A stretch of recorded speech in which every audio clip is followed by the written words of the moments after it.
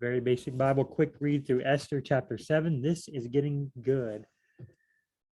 Let's keep going now. 7 minutes, start.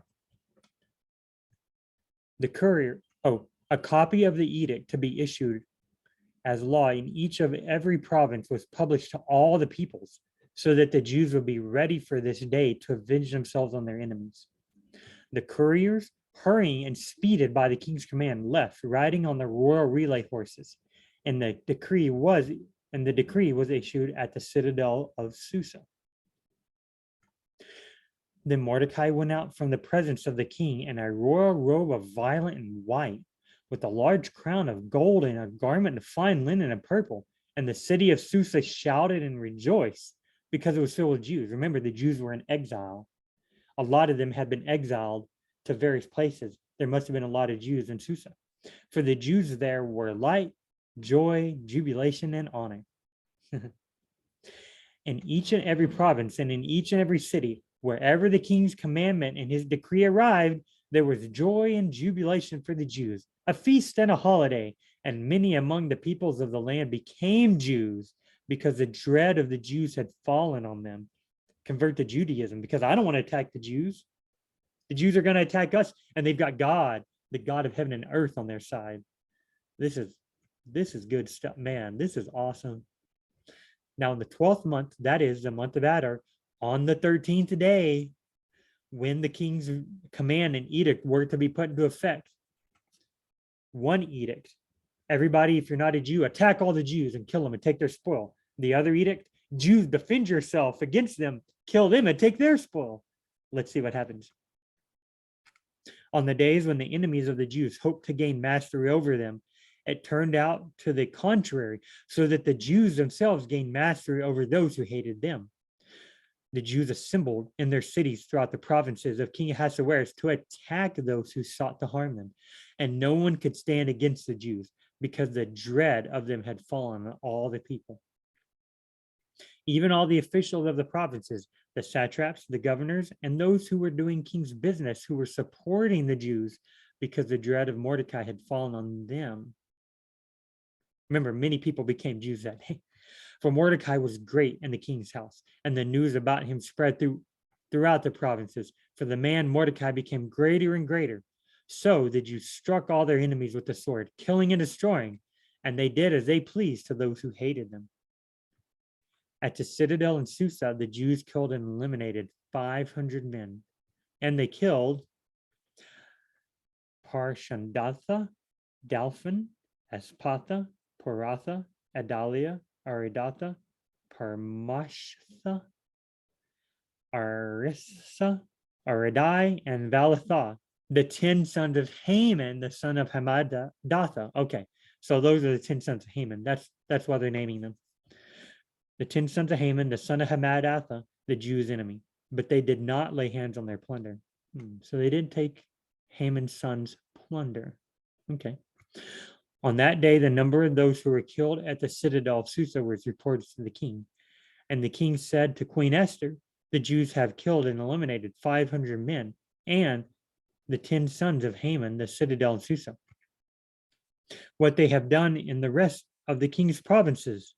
What have they done in the rest of the king's provinces? Now, what is your request? It shall be granted you. And what is your further wish? It shall be done. Then Esther said, if it pleases the king, let tomorrow also be granted to the Jews who are in Susa to do according to the edict of today, and let Haman's 10 sons be hanged on the wooden gallows. So they're going to hang the dead sons on the wooden gallows, probably as a sign. Hey, here's Haman. And let tomorrow also be granted to the Jews who are in Susa, because she's afraid probably they're going to attack again. So, hey, let them defend themselves tomorrow also. So the king commanded that it was to be done, and an edict was issued in Susa, and Haman's 10 sons were hanged. The Jews who were in Susa assembled also on the 14th day of the month Adar and killed 300 men in Susa, but they did not lay their hands on the plunder. I don't know why. I guess maybe they devoted it to God. So in the book of Joshua, God said, go and kill all the people, but devote the plunder to me. So at certain times in the book of Joshua, they killed all the people and they kept the plunder. But at other times, God said, you're going to kill them and the plunder is going to be mine. So that's probably the thinking here. Now, the rest of the Jews who were in the king's province assembled to defend their lives and rid themselves of their enemies, and they killed 75,000 of those who hated them, but they did not lay hands on their plunder. This was done on the 13th day of the month of Adar, and on the 14th day, they rested and made it a day of feasting and rejoicing. 2 days of fighting, of defending themselves. 14th day, they're going to rest and rejoice. The 12th and the 13th, now the 14th day, yeah. But the Jews who were in Susa assembled on the 13th and the 14th day of the same month, and they rested on the 15th day and made it a day of feasting and rejoicing.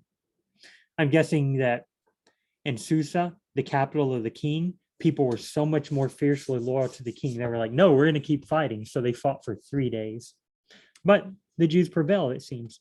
Therefore, the Jews of the rural areas who lived in the rural towns make the 14th day of the month Adar a holiday for rejoicing and a feasting and sending portions of food to one another. Okay, so they make the 14th day a holiday. I guess like just from now on, hey guys, we're going to have a holiday on that day. Then Mordecai recorded these events. Remember, he's over all of Haman's household, and he wants to record this. He wants this to be known. Mordecai recorded these events, and he sent letters to all the Jews who were in all provinces of King Ahasuerus, both near and far, obligating them to celebrate the 14th day of the month of Adar and the 15th day of the same month annually. Because on those days, the Jews rid themselves of their enemies, and it was a month which was turned for them from grief into joy, and from mourning into a holiday, that they were to make them days of feasting and rejoicing, and sending portions of food to one another, and gifts to the poor. Yeah, so Mordecai's making this a holiday official. So the Jews undertook what they had started to do, and what Mordecai had written to them. Well, guys, good timing, I think.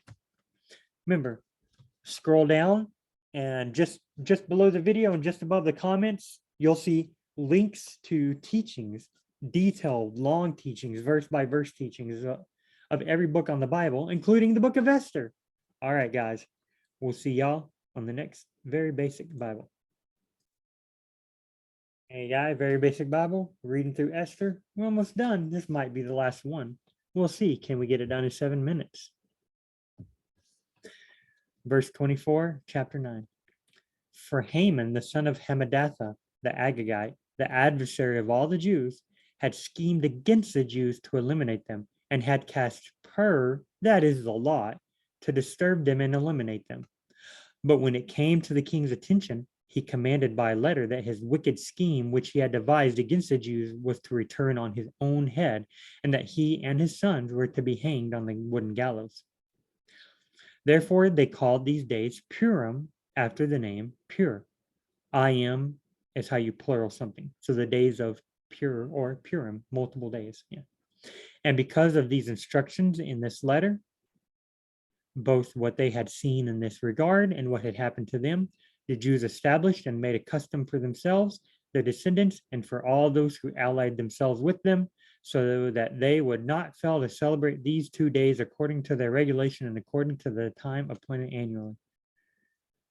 So these days were to be remembered and celebrated throughout every generation, every family, every province, and every city. And these days of Purim were not to be neglected by the Jews, or their memory fade from their descendants. So it's not an official feast of the Jews made under the law of Moses. But now this guy Mordecai, who's super awesome, who's super good, he's saying, I wrote it in the law and I want it to happen. And the people in the countryside, they make the 14th day and they want it to happen. And Queen Esther, she obviously wants it to happen.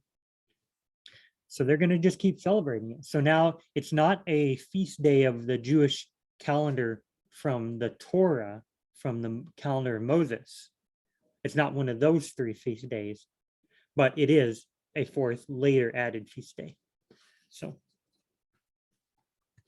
then Queen Esther, daughter of Abihail, with Mordecai the Jew, wrote with full authority to confirm the second letter about Purim.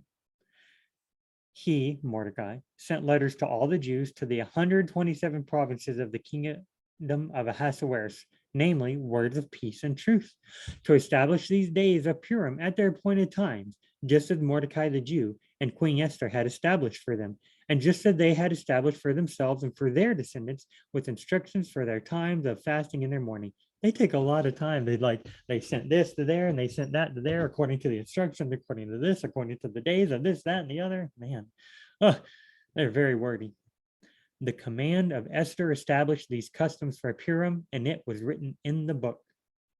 Okay. It was written down in the records. Remember, the king was like, hey, bring me those records to read. So now, King Ahasuerus. Remember, in the very first quick read, I said his name was Artaxerxes. Well, here, King Xerxes.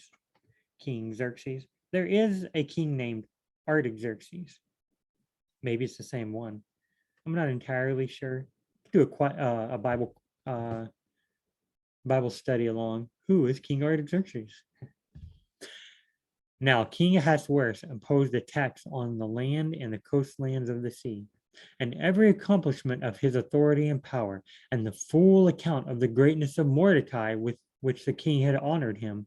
Are they not written in the book of the Chronicles of the Kings of the Media and Persia? I guess they are. I guess they wrote down everything Ahasuerus and everything Mordecai did. Mordecai is just that awesome.